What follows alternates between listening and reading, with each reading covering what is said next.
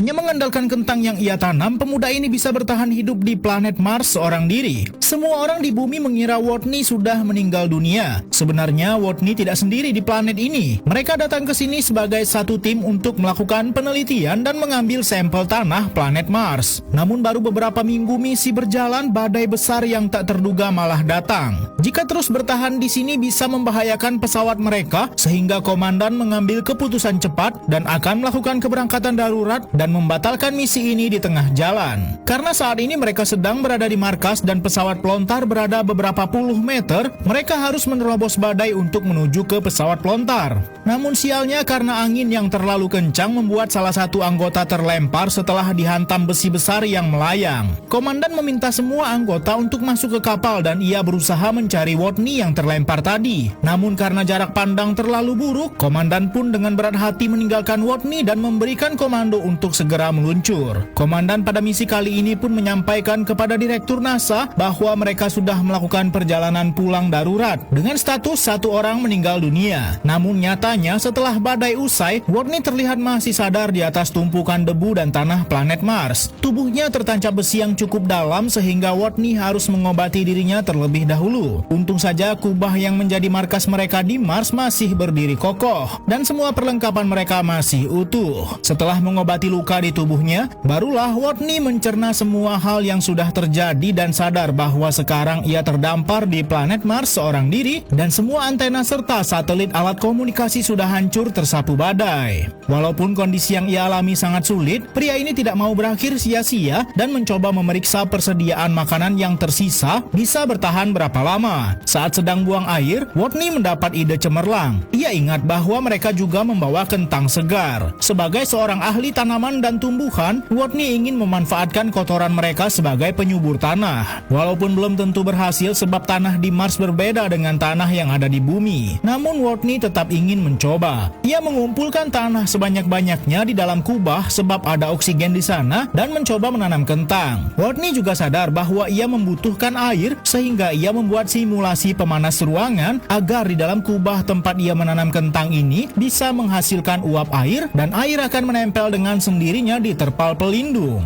Idenya pun berhasil membuat air muncul dengan sendirinya di planet yang sangat kering ini. Setelah 54 hari berada di Mars, akhirnya tanaman pertama berhasil tumbuh di planet ini. Setelah berhasil menanam kentang, Watney mulai memikirkan langkah berikutnya agar ia bisa selamat. Watney ingat bahwa NASA sudah mempersiapkan penerbangan berikutnya ke Mars 4 tahun mendatang. Watney berpikir bahwa ia harus tiba di lokasi pendaratan yang sudah ditentukan untuk misi berikutnya yang berjarak 3.200 km dari tempat ia berada sekarang. Namun masalahnya, rover atau truk yang dimiliki oleh misi kali ini hanya mampu berjalan paling jauh 35 kilo. Dan masalah berikutnya, perjalanan menuju lokasi pendaratan misi berikutnya memakan waktu 50 hari dan rover ini tidak muat untuk menyimpan persediaan makanan selama itu. Sementara itu di bumi terjadi kekacauan sebab NASA diburu para media dengan pertanyaan-pertanyaan yang menyudutkan mereka. Direktur utama NASA dan direktur misi Mars juga bersitegang. Namun salah satu pengawas satelit melihat ada perubahan tata letak objek di lokasi misi Mars sejak hari ke-18 ke hari 54. Direktur misi Mars pun yakin bahwa Watney masih hidup.